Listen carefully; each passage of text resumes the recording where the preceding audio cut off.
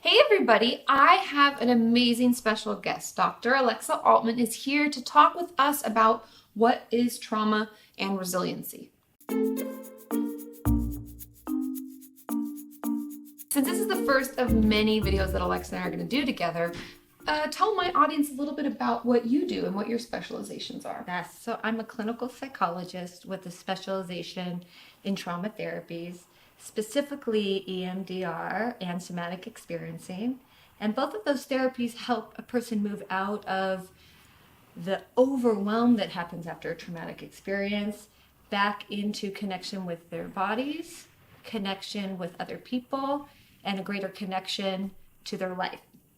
Very cool. Yeah, and if any of you wonder what EMDR is, we'll talk about it periodically throughout our videos, but I'll put a link in the description to my old video about it where I talk to you specifically about bilateral stimulation and all the terms and what that means. Mm-hmm. But for today, we're going to start out with the basics. Start at the beginning. Yes. So tell us what trauma is. How would we define being in a trauma? Yeah, because people throw out that word, trauma this, trauma that. What really is trauma? And how do I know if I've been traumatized? So a trauma is defined not in the event, but a person's response to overwhelm that happens after an event. And it could be one big event, we call that the big T. Okay. Or it can be a series of small events, we call those little T's, that overwhelm a person's capacity to cope. Interesting. So what might be traumatizing for one person might not necessarily be traumatizing to another. And I've heard that from a lot of my viewers. They'll say, well, I had a sister and we grew up the same and all this happened to both of us. How come I'm the only one struggling? That's right. That's right. And we're going to talk a little bit later about why and how our system, what is that overwhelm really about? Yeah. Because sometimes people think something's wrong with them if they were overwhelmed. Yeah, exactly. Right? And then there's a lot of blame and guilt and embarrassment and all sorts of stuff. What's wrong with me? Yeah. So what we think we're talking about is when we're not in the trauma space, we're not overcharged or had any response to a trauma, right? We're in a resilient zone. Yeah. We're doing good. I'm doing the middle because there's like a graph, kind of like we're in the good, middle. We're going to dry. Yeah. Right. So when you're in that resilient zone, your system might feel the charge associated with having to meet the challenge of your day, right? In charge would be like, stimulated charge, right? Okay. There's a certain level of stress. Like it's stressful to get to work on time, right? Yeah. There's a certain amount of stress that activates our system to meet the challenges of the day.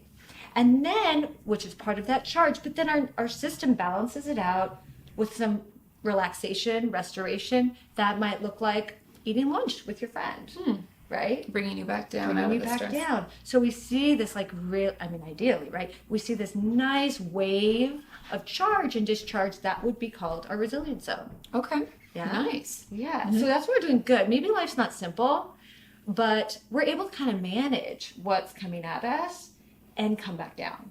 Got you. And almost like recenter ourselves. That's right. Okay. That's right. It's like, that's the A zone. That's the zone you want to live in. Okay. So then when we think about an event or series of events that bumps us out, well, what does that look like? We get bumped out of this nice, even resilience zone. So an event comes and bumps us out, and then we have this huge charge, let's say car accident. Okay. Yeah. Car accident comes in, our nervous system involuntarily, it's instinctual, responds with a huge amount of charge to brace or prepare ourselves for some kind of action. And our nervous system doesn't quite get back into that range of resilience the same way it would in just driving a normal day to work. Is that is that why? Because everybody's been in a car accident here or there, even like a little fender bender.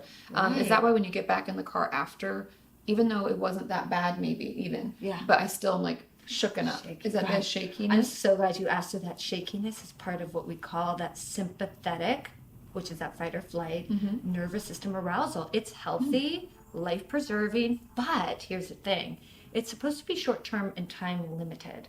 Right? Oh. So that shaking that Katie was describing is one way our nervous system shakes out that energy. Oh, interesting. To discharge. It's almost like, because I've read about, I think it was the EMDR video I did, or I don't know, you guys let me know. I think it was the trauma video, but I talked about how animals Yeah. they shake, and it's like they're one of the therapists that started a certain type of treatment. I think it was somatic treatment. Peter Levine. Yes, he talked about, that's exactly what it was. Yes. And he talked about how that was like their way of coming back down, and we have our own versions. We have our own versions coming back down to that resilience zone, right? That the challenge becomes when we get stuck in that sympathetic, fight or flight state, and we don't come back down.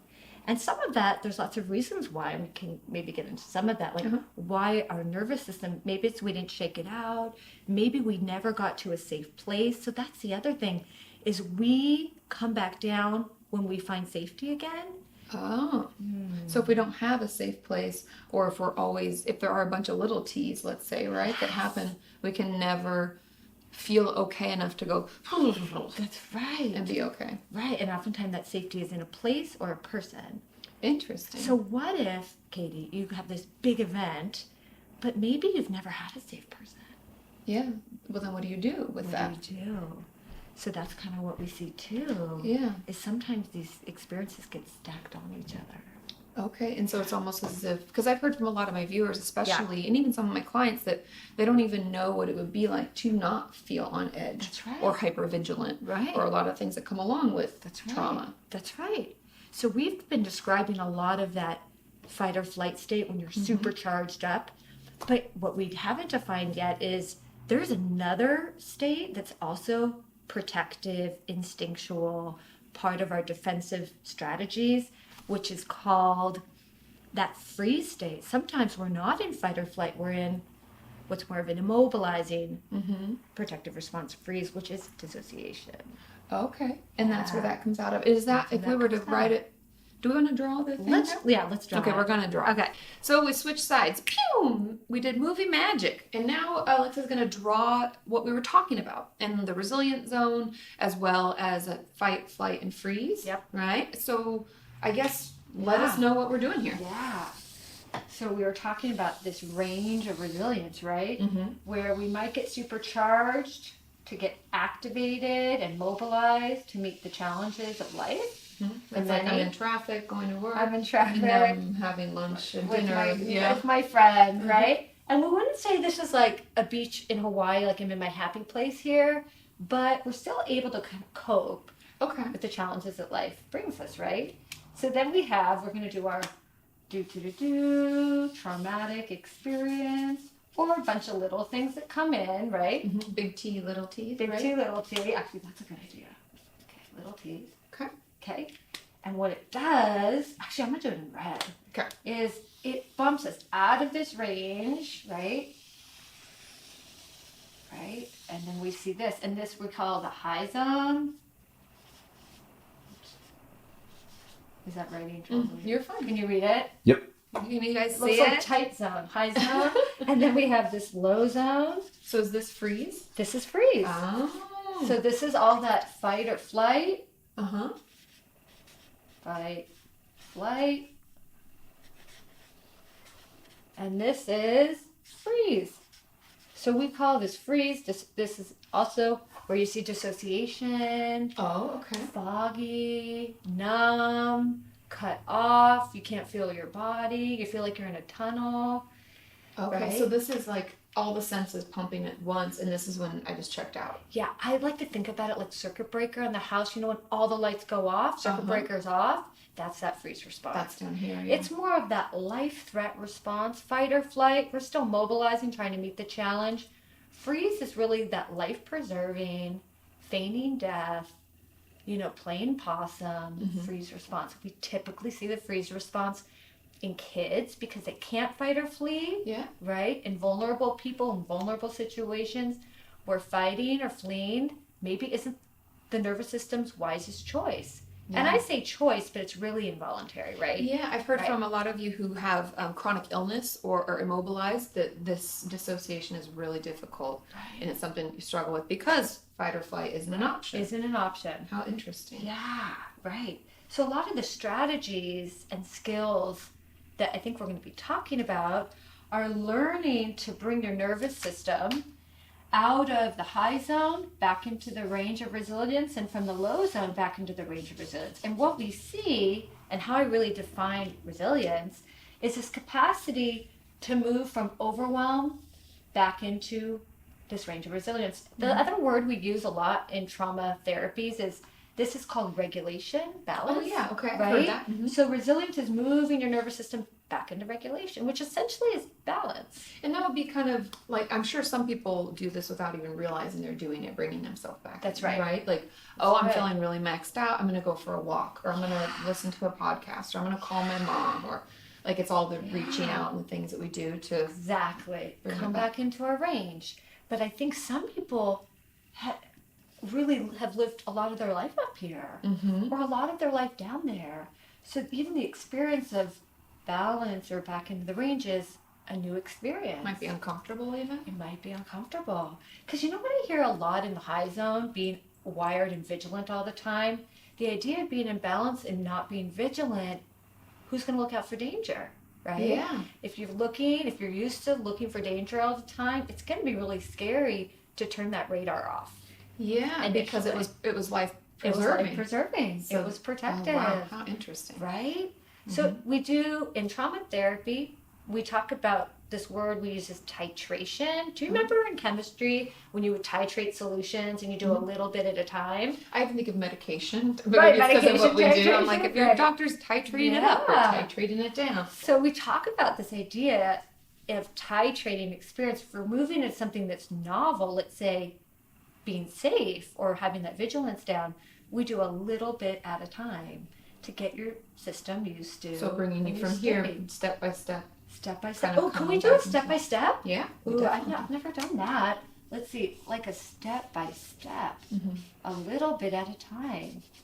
So you get used to what it feels like to be in To let it go a little to let it go a little bit. How interesting. So then I guess to finish this video, and like I said, we're going to do bunches of videos together because Alexa has a lot of wonderful information to share. But I want to let everybody kind of understand. So if this is what we're working on, and this is kind of like in a nutshell what trauma therapy is, Yes. what is the goal of trauma therapy? That was such a perfect question because essentially every time we bring our nervous system back into resilience, we expand our capacity. So what this will look like.